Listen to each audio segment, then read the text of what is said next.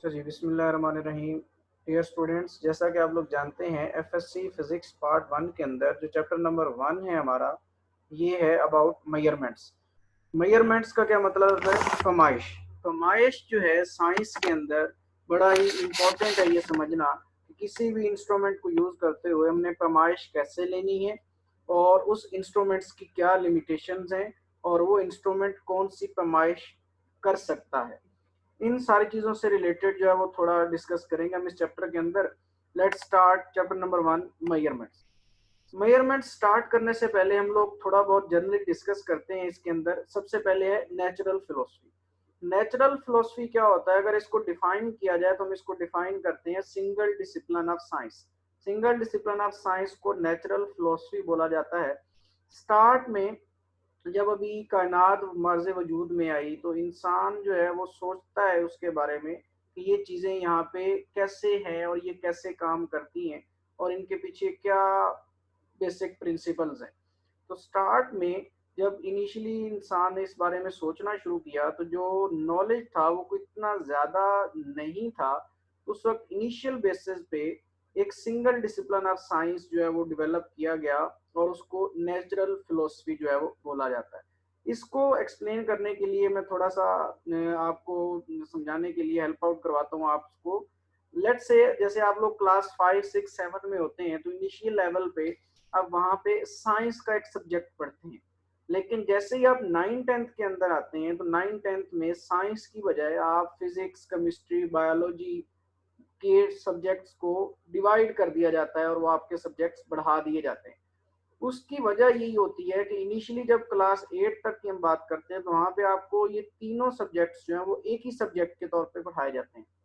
Limited सा knowledge होता है इनिशियल लेवल पे, बेसिक लेवल पे, तो इस वजह से उसको सिंगल डिसिप्लिन जो है वो कंसिडर किया जाता है। लेकिन जैसे जैसे आप हायर क्लासेस में जाते हैं तो यही जो डिसिप्लिन हैं ये फर्दर डिवाइड होते जाते हैं। इसी तरह यहाँ पे भी इनिशियली जो सिंगल डिसिप्लिन ऑफ साइंस था उसको नेचुरल फिलोसफी कहा गया। जैसे जैसे ये नॉलेज बढ़ता गया तो फिर इसी नॉलेज को फर्दर कैटेगराइज किया जाता रहा और साइंस को स्टार्ट में इनिशियली दो ब्रांचेस में डिवाइड किया गया, जिनमें से एक को फिजिकल साइंसेस बोला जाता है और जो दूसरा है उसको बायोलॉजिकल साइंसेस बोला जाता है। अब अगर हम फिजिकल साइंसेस की बात करें तो फिजिकल साइंसेस में हम नॉन लिविंग थिंग्स के बारे में स्टडी करते हैं और अगर बायोलॉजिकल साइंसेस की बात करें तो उसमें हम लिविंग्स के बारे में जो है वो स्टडी करते हैं। इसी तरह अगर फिजिकल साइंसेस को फर्दर कैटेगराइज किया जाए तो इसमें फिजिक्स, केमिस्ट्री, एस्ट्रोनॉमी, जियोलॉजी और मेट्रोलॉजी के सब्जेक्ट्स जो हैं वो फर्दर क्लासिफाई किए जाते हैं। इसी तरह अगर बायोलॉजिकल साइंसेस की बात की जाए तो उसके अंदर बॉटनी और जूलॉजी जो है वो बेसिक दो सब्जेक्ट्स के तौर पे इनको कंसीडर किया जाता है। फिर इसी तरह क्योंकि हमारा जो सब्जेक्ट है वो फिजिक्स है तो अगर हम फिजिक्स की बात करें तो फिजिक्स में बेसिकली हम तीन चीजें जो है वो स्टडी करते हैं। नंबर 1 पे जो है वो मैटर है, फिर एनर्जी है और फिर इसके बाद मैटर और एनर्जी के दरमियान क्या रिलेशनशिप होता है, मैटर एनर्जी में कैसे कन्वर्ट होता है और एनर्जी का मैटर के साथ क्या रिलेशन होता है, इसको जो है वो फिजिक्स में स्टडी किया जाता है। फिर इसी तरह अगर फिजिक्स की हम स्टार्ट में बात करें तो तीन फ्रंटियर्स ऑफ फिजिक्स जो है उनको कंसिडर किया जाता है। फ्रंटियर्स ऑफ फिजिक्स तीन जो है उनके जो नाम है वो है जी वर्ड ऑफ एक्सट्रीमली लार्ज, फिर इसके बाद वर्ड ऑफ एक्सट्रीमली स्मॉल और फिर इसी तरह वर्ड ऑफ कम्प्लेक्स मैटर। तो ये तीन चीजें जो हैं, तीन बेसिक जो है वो फ्रंटियर्स ऑफ फिजिक्स हैं जिनकी हम बात करते हैं और ये तीन फ्रंटियर्स जो है वो कंसिडर किए जाते हैं। Word of extremely large, word of extremely small and word of complex matter. अब अगर वर्ड ऑफ एक्सट्रीमली लार्ज की बात करें तो इसमें आप यूनिवर्स को जो है वो कंसिडर कर सकते हैं। ये कंसिडर किया जाता है as a word of extremely large. फिर इसी तरह वर्ड ऑफ एक्सट्रीमली स्मॉल के अंदर स्मॉल पार्टिकल्स की हम बात करते हैं like electron, proton, neutron and so on.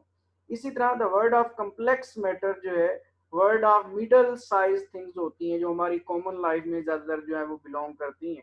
तो ये इस तरह करके फिजिक्स को थ्री बेसिक फ्रंटियर्स में जो है वो डिवाइड किया जाता है। फिर इसके बाद अगर हम नेक्स्ट बात करें तो फिजिक्स जो है इसको भी एक्चुअली दो डिफरेंट इराज में डिवाइड किया जाता है, जिनमें से एक जो है उसको क्लासिकल फिजिक्स बोला जाता है और जो दूसरा है उसको मॉडर्न फिजिक्स बोला जाता है। अब क्लासिकल फिजिक्स जो है बिफोर 19th सेंचुरी जो फिजिक्स है या उसका जो इरा है उसको कंसिडर किया जाता है, that is classical physics. 19th century के बाद जो है फिजिक्स जो है उसको मॉडर्न फिजिक्स के तौर पे कंसिडर किया जाता है। फिर इसके बाद न्यू डिसिप्लिन ऑफ साइंस है जी। न्यू डिसिप्लिन ऑफ साइंस क्या है? 19th सेंचुरी के बाद जो प्रीवियस नॉलेज था उसको कई हद तक मॉडिफाई करने की जरूरत पेश आई और उन लॉज के अंदर जो है वो अमेंडमेंट्स की गई या न्यू लॉज जो है इंट्रोड्यूस करवाए गए, तो उससे न्यू डिसिप्लिन ऑफ फिजिक्स भी जो है वो एक तरह से मार्ज वजूद में आए। जिनमें से कुछ की बात हम यहाँ पे करेंगे। सबसे पहले न्यूक्लियर फिजिक्स है, फिर उसके बाद पार्टिकल फिजिक्स है, फिर रिलेटिविस्टिक मैकेनिक्स है, फिर सॉलिड स्टेट फिजिक्स है। इन चार डिसिप्लिन को जो है वो इनिशियली हम यहाँ पे डिस्कस करेंगे। सबसे पहले अगर न्यूक्लियर फिजिक्स की बात की जाए तो हम लोग इसको डिफाइन करते हैं the branch of physics that deals with the atomic nuclei. Atomic nuclei के साथ डील करती है, एटॉमिक न्यूक्लियस कैसे होता है, उसकी क्या प्रॉपर्टीज होती हैं एंड सो ऑन। इसी तरह अगर पार्टिकल फिजिक्स की बात की जाए तो ये ब्रांच ऑफ फिजिक्स है that deals with the ultimate particles by which matter is composed, कि जो मैटर है वो कौन से छोटे छोटे पार्टिकल से मिलके बना है, अल्टीमेट पार्टिकल से मिलके बना है, उसको जो है वो पार्टिकल फिजिक्स बोला जाता है। फिर इसी तरह रिलेटिविस्टिक मैकेनिक्स है। आप लोग जैसा कि जानते हैं मैकेनिक्स जो है वो ब्रांच ऑफ फिजिक्स है जिसमें हम ऑब्जेक्ट्स की मोशन को स्टडी करते हैं। रिलेटिविस्टिक मैकेनिक्स क्या? रिलेटिविस्टिक का वर्ड हम उस वक्त इस्तेमाल करते हैं जब हम मोशन की बात कर रहे हो at a very high speed, और वो जो हाई स्पीड का स्टैंडर्ड है वो स्टैंडर्ड कंसीडर किया जाता है स्पीड ऑफ लाइट को। तो इसी तरह इसको डिफाइन किया जाता है branch of physics that deals with the motion of objects moving with velocities approaching to the speed of light. एक चीज ध्यान में रखिएगा, equal to the speed of light नहीं होगा, approaching to the speed of light होगा। फिर इसी तरह नेक्स्ट जो है वो सॉलिड स्टेट फिजिक्स है। और अगर सॉलिड स्टेट फिजिक्स की हम बात करें तो सॉलिड स्टेट फिजिक्स के अंदर ये ब्रांच फिजिक्स की डील करती है with the structure and properties of solids. Solids का स्ट्रक्चर किस तरह का होता है, सॉलिड्स की प्रॉपर्टीज क्या होती हैं, इनको स्टडी करने के लिए जो है वो सॉलिड स्टेट फिजिक्स जो है वो एक तरह से आपको हेल्प आउट करती है। फिर इसी तरह इसके बाद जो है वो कुछ डिसिप्लिन ऑफ साइंस हैं जो एक तरह से आप ये समझ सकते हैं कि जो किसी और साइंस के साथ एक तरह से कॉमन होते हैं। जैसा कि लेट से फिजिकल केमिस्ट्री की बात कर सकते हैं आप, बायोफिजिक्स की बात कर सकते हैं, एस्ट्रोफिजिक्स की बात कर सकते हैं, हेल्थ फिजिक्स की बात कर सकते हैं एंड सो ऑन। ये कुछ ऐसे डिसिप्लिन हैं जो कुछ और सब्जेक्ट के साथ एक तरह से आप ये कह सकते हैं कि फिजिक्स और बाकी रूल्स को कॉमन करके एक तरह से जो है वो स्टडी किया जाता है। इसके बाद नेक्स्ट जो है ये है जी फिजिकल क्वांटिटीज। फिजिकल क्वांटिटीज क्या होती हैं? फिजिकल क्वांटिटीज को समझने के लिए आप सबसे पहले ये कंसीडर कर सकते हैं कि फिजिकल क्वांटिटी को एक तरह से डिफाइन जो हम करते हैं वो ये है, all the measurable quantities are called physical quantities. ऐसी चीजें जिनको हम मेजर कर सकें, जिनसे हम लॉज ऑफ फिजिक्स को एक्सप्लेन कर सकें, उनको बोला जाता है फिजिकल क्वांटिटीज। जो ये सेकंड पॉइंट है, the quantities in terms of which laws of physics are expressed. ये बड़ा इंपॉर्टेंट पॉइंट है कि जो मेजरेबल क्वांटिटीज हैं और जो लॉज ऑफ फिजिक्स को एक्सप्लेन करने के लिए हेल्प आउट करती हैं उनको बोला जाता है फिजिकल क्वांटिटी। एग्जाम्पल के तौर पे आप कह सकते हैं length, mass, time, temperature and so on. इसी तरह अगर हम मेजरेबल की बात कर रहे हैं तो क्या कुछ ऐसी चीजें भी होती हैं जो नॉन मेजरेबल हैं, जिनको हम मेजर नहीं कर सकते, इनको बोला जाता है नॉन फिजिकल क्वांटिटी। और वो नॉन फिजिकल क्वांटिटीज कौन सी हैं? आप एग्जाम्पल के तौर पे जो है वो कंसिडर कर सकते हैं, इमोशंस हैं हमारे, विश है, सॉरो है, हेट है, लव है। ये ऐसी चीजें हैं जो किसी इंस्ट्रूमेंट से मेजर नहीं की जाती, इनकी कोई क्वांटिटी नहीं होती, मिकदार नहीं होती, इनको बोला जाता है नॉन फिजिकल क्वांटिटीज। फिर इसके बाद जो फिजिकल क्वांटिटीज हैं इनकी जो है वो फर्दर कैटेगरीज हैं। कौन सी कैटेगरीज हैं जी? दो कैटेगरीज में डिवाइड किया जाता है। नंबर वन पे जो है वो बेस क्वांटिटीज हैं और जो नंबर टू है उस पे डिराइव्ड क्वांटिटीज हैं। अब सबसे पहले अगर हम बेस क्वांटिटीज की बात करें तो base quantities are not defined in terms of other quantities.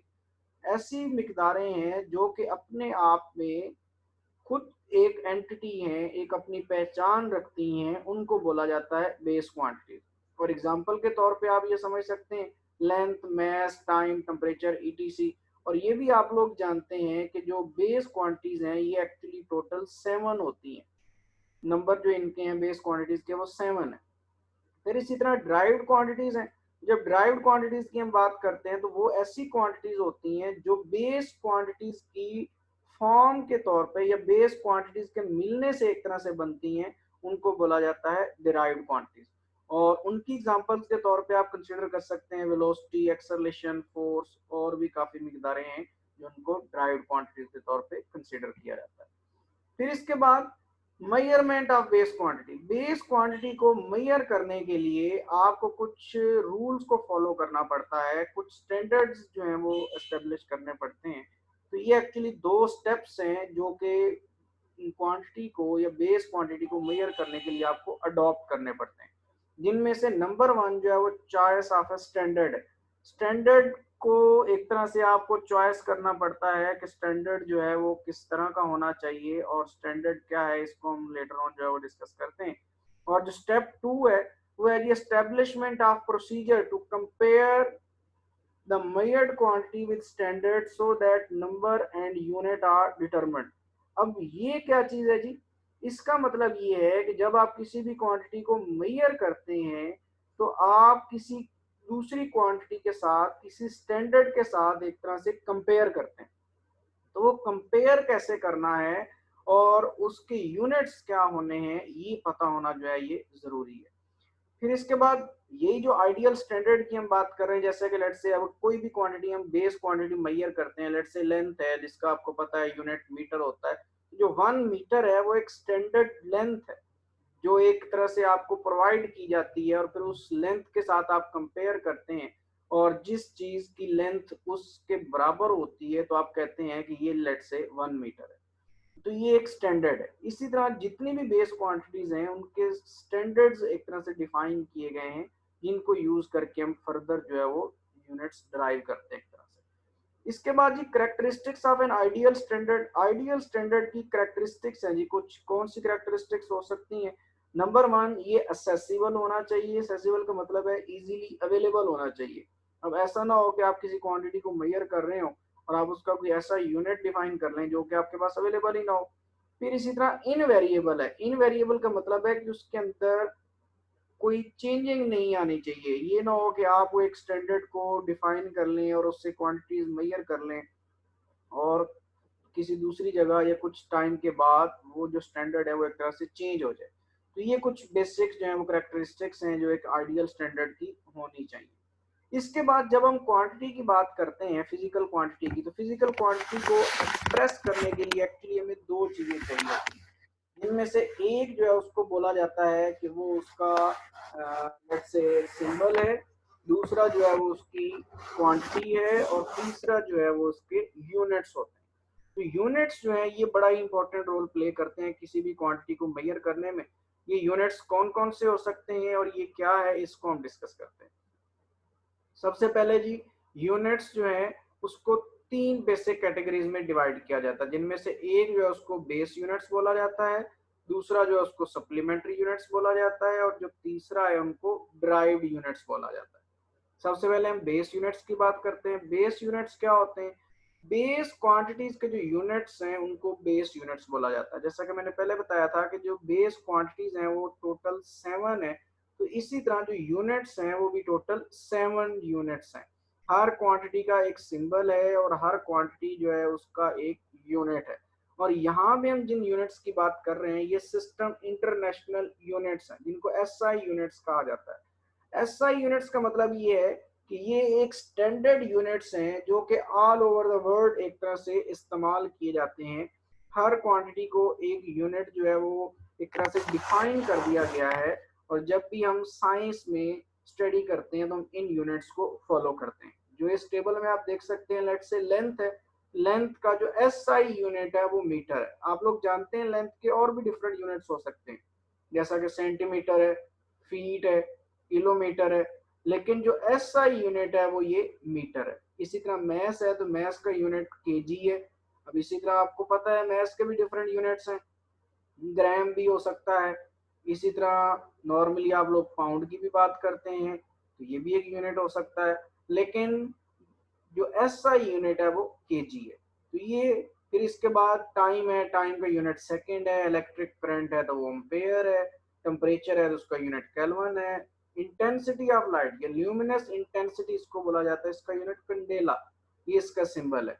Amount of substance जो है उसको मोल में मेजर किया जाता है। फिर इसके बाद नेक्स्ट जो है, जैसा कि हमने कहा था, ड्राइव्ड यूनिट्स। ड्राइव्ड यूनिट्स कौन से ऐसे यूनिट्स हैं जी?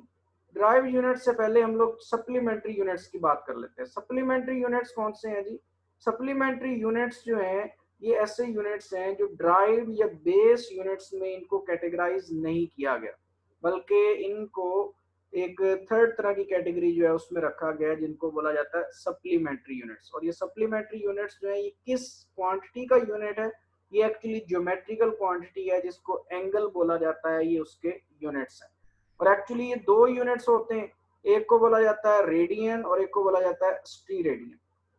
इसका ये एक छोटा सा कंपैरिजन है जो मैंने यहाँ पे ड्रॉ किया है। अगर हम बात करें प्लेन एंगल की, जो रेडियन है एक्चुअली ये प्लेन एंगल का जो है वो यूनिट है, और इसी तरह जो स्टीरेडियन है ये एक्चुअली सॉलिड एंगल का यूनिट है।